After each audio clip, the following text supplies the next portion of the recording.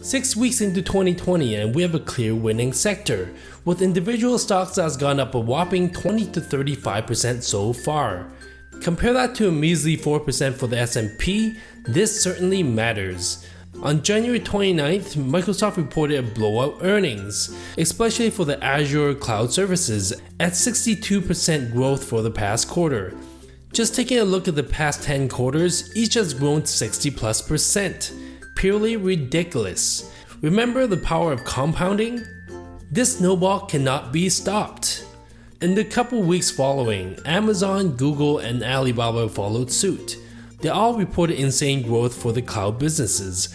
Here are the performances for these stocks so far this year.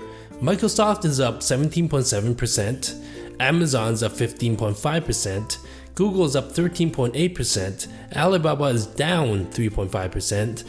This is mainly due to the coronavirus, but it'll bounce back. Wait a minute, I clicked this video to see which sector has gone up 20 to 35% in 2020. The best one here is only 17.7%.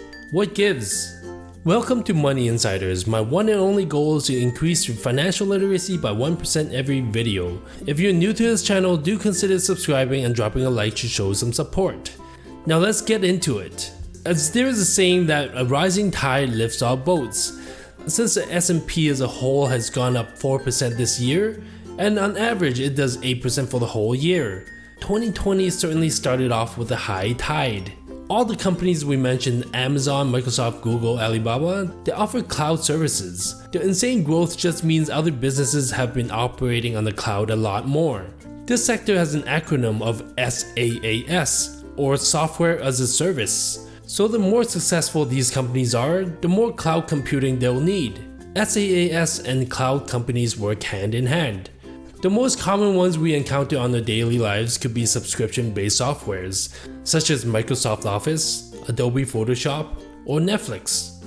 These are considered mega cap stocks, as their valuations are more than 150 billion, 1.5 trillion for Microsoft, 185 billion for Adobe, 167 for Netflix. For the top performing SaaS stocks so far, their market cap is between 20 to 60 billion.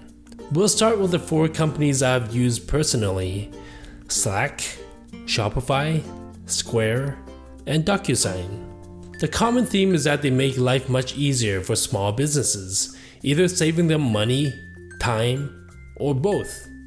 Since time equals money, right? Slack is up 23.3%. Slack is a collaboration and chat tool that allows for internal messaging and video conferencing.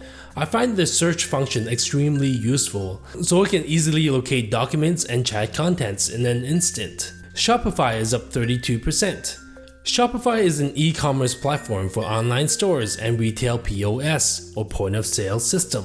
They're even expanding into microloans for small businesses, and fulfilled by Shopify services, where you just ship your goods to their warehouse and they'll take care of all the logistics. Very similar to Amazon FBA. Square is up 28.7%. Square is a credit card processing app that allows businesses to accept credit card payments without a cash register. I've used a simple Square unit portably, which connects via Bluetooth to your smartphone. It can even generate invoices for the customers through its app.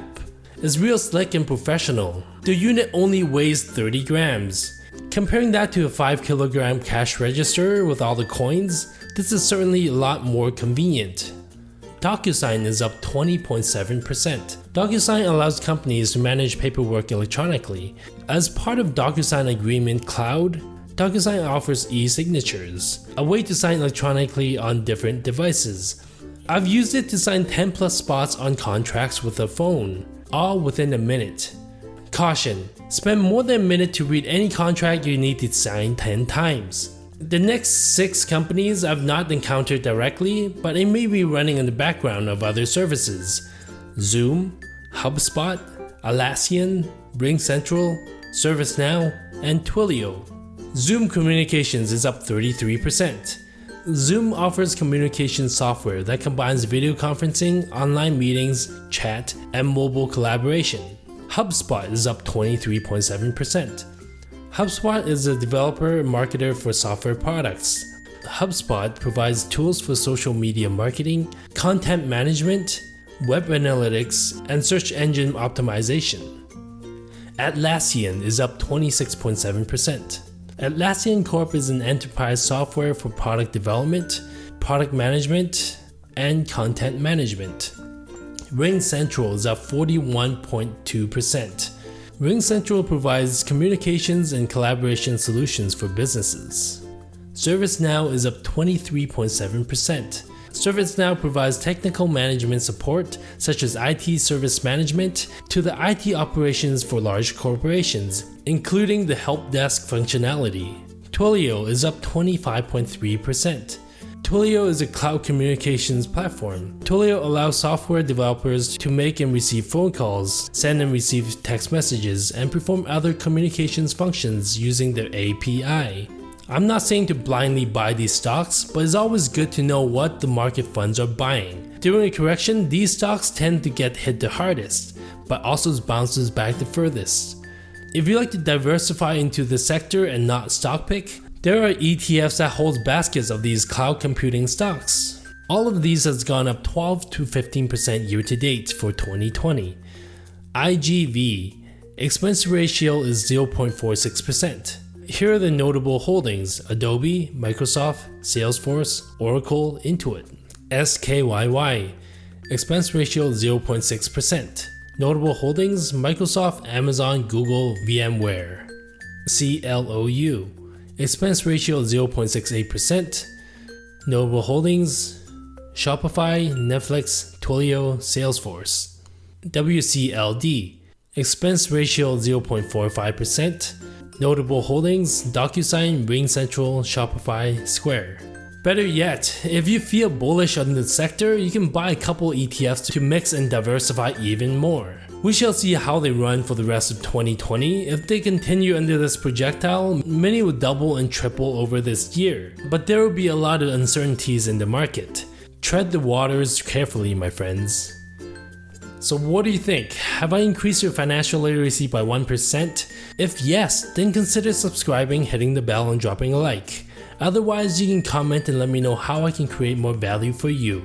Take care and have a good one. Check out these video links if you want to learn more about stock dividends or options.